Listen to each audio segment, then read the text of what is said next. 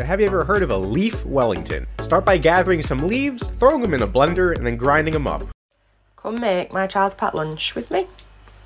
Oh, TikTok, not only an app that allows you to find recipes that are likely to ruin your entire day, it's also the sound a clock makes. That's right, boys and girls, I'm not just a pretty face here to tell jokes, I'm also here for the education. Now, while TikTok does happen to be the sound a clock makes, it's mostly the first thing, because once again, I am here with TikTok recipes for you that are just, they're not good, okay? Now, normally we'd just be going through one single TikTok account, going through their recipes, seeing just how bad it can get. But today we're changing it all up. We're gonna be looking at multiple accounts, hoping that it can multiply the badness. So after searching through the depths of cooking TikTok, I have curated a collection of only the finest bad recipes. Before we begin, I would recommend that you put away any sort of food or drink, really anything that is dependent on you having an appetite, because it's about to get yucky, okay? Let's begin. Please subscribe. So you may have heard of a beef Wellington, maybe even a weef Bellington, but have you ever heard of a leaf Wellington? Start by gathering some leaves, throwing them in a blender, and then grinding them up. Yeah, no, I'm gonna have to stop you right there. That is without a doubt one of the worst things I've ever seen in my entire life, even if this video is kind of a joke, which I think it is. A leaf Wellington? I think even joking about such a thing is a federal offense. And then put them in a bowl and mix in some water and some flour until you get a sloppy leaf mess like this.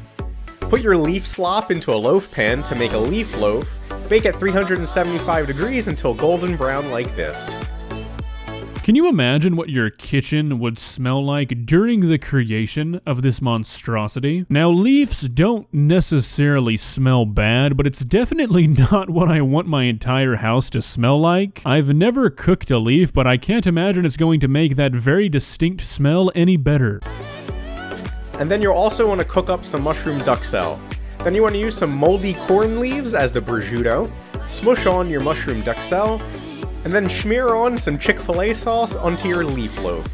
Every step somehow makes it worse. The ability to take something like a leaf loaf and continuously think of things to make it even more disgusting is a genuinely impressive ability. Then roll it up just like a beef Wellington and then put it inside some puff pastry.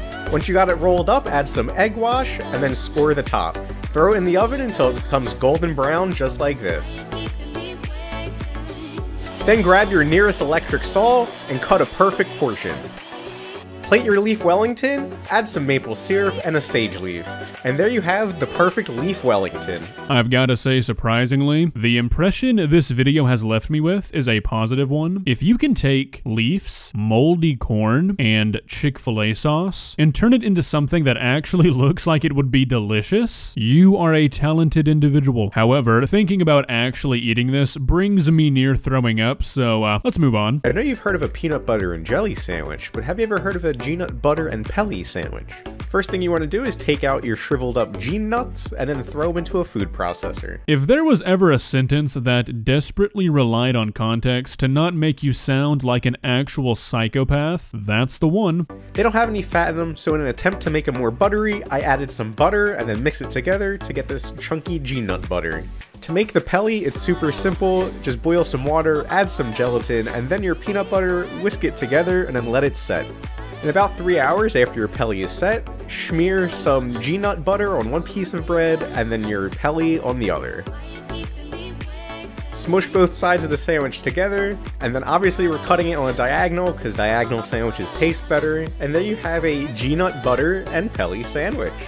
Obviously I had to give it a taste, and you know what? It kind of tasted like some rum raisin ice cream with a little bit of peanut butter. Okay, so logic tells me that this should taste pretty much like a normal peanut butter and jelly sandwich, but would also be a textural nightmare. Also, does this guy sound like Friendly Baron to anybody else? During these last two videos, I kept expecting him to start explaining to me what rubber banding is. If this can feed a fire department, then surely can feed my family of 10. Worry not, my child, your speakers are not broken. For some reason, the audio of this video came out like it was recorded by holding a flip phone up to a walkie-talkie. Why, I don't know. I'm gonna grab out my huge cast iron pan, put 4 cups of elbow noodles in there, a half a block of Velveeta cheese, and 4 cups of milk, a stick of butter cubed, and a block of cream cheese cut up, a tablespoon of black pepper, a teaspoon of garlic powder, Dijon mustard, and salt. I'm going to sprinkle it with cheddar cheese, put it in the oven at 375 for about 25 minutes. While that's cooking, I'm going to cut up my hot dogs. Ah, there they are. I knew they were coming. Whenever you see uncooked pasta, Velveeta, and about 18 pounds of butter in the same pan, you know hot dogs are somewhere lurking, just waiting to hop in. It's like the holy trinity of bad TikTok cooking: Velveeta, hot dogs, and the refusal to just boil your pasta. Pull that out. I'm going to add my hot dogs, extra milk if I need it, and stir it up. Put it back in the oven, watching carefully so the noodles are soft, and that looks great. Fire department mac and cheese. My god, I think I would rather be out fighting fires than eating this. It's like all of my worst fears in one video. A giant slab of Velveeta, hot dogs, and fear of copyright. I swear if this flip phone ringtone instrumental of Say So gets copyrighted, I'm going to lose my mind. Come make a bacon sandwich with me. Bacon's gone a little bit hard, but it's okay. Put it in there. Yeah, that bacon does look a little bit past its time, but I think you're fine. If you've been eating from this oven for any extended amount of time, you've probably built up a tolerance to just about anything. Get your bread ready. Put some pepper on the bread. Bit of salt.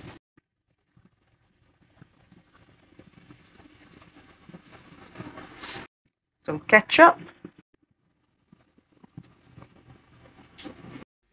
I don't like my bacon too cooked, so I think that's about right.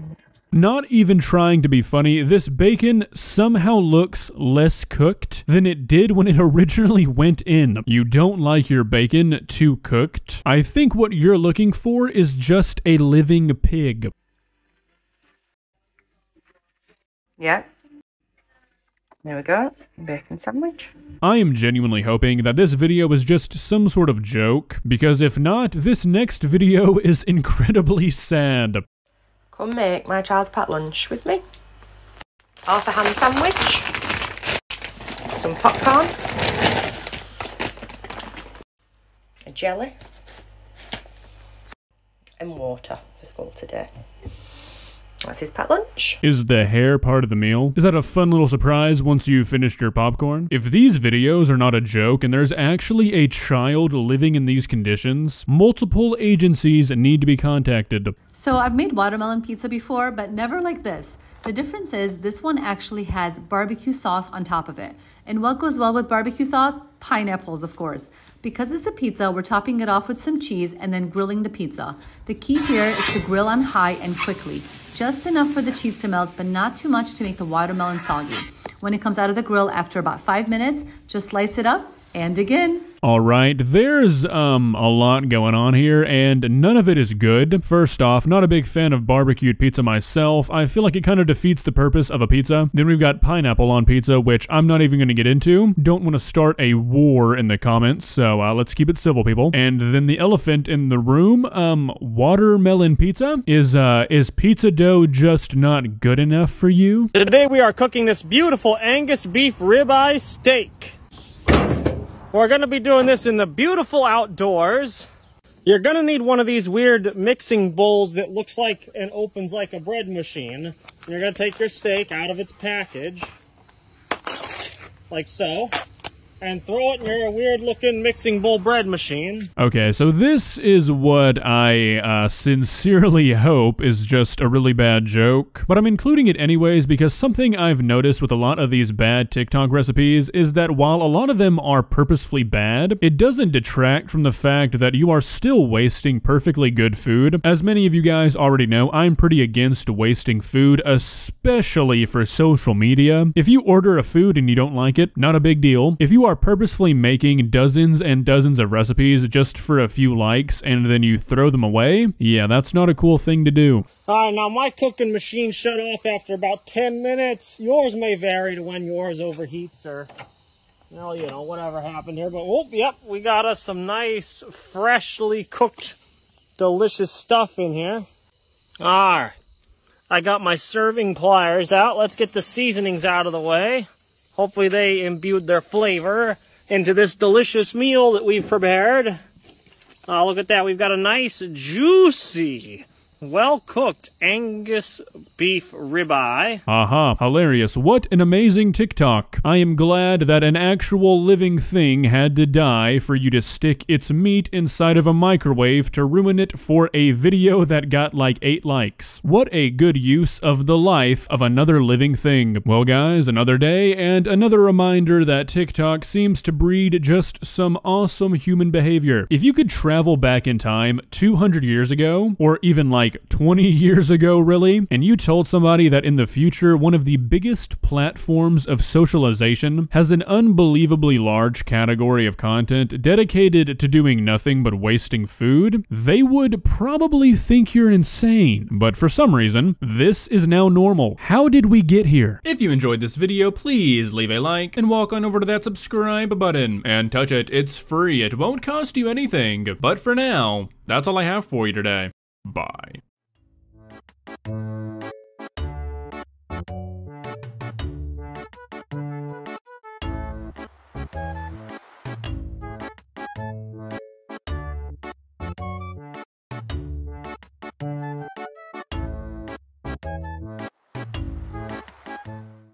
Subscribe.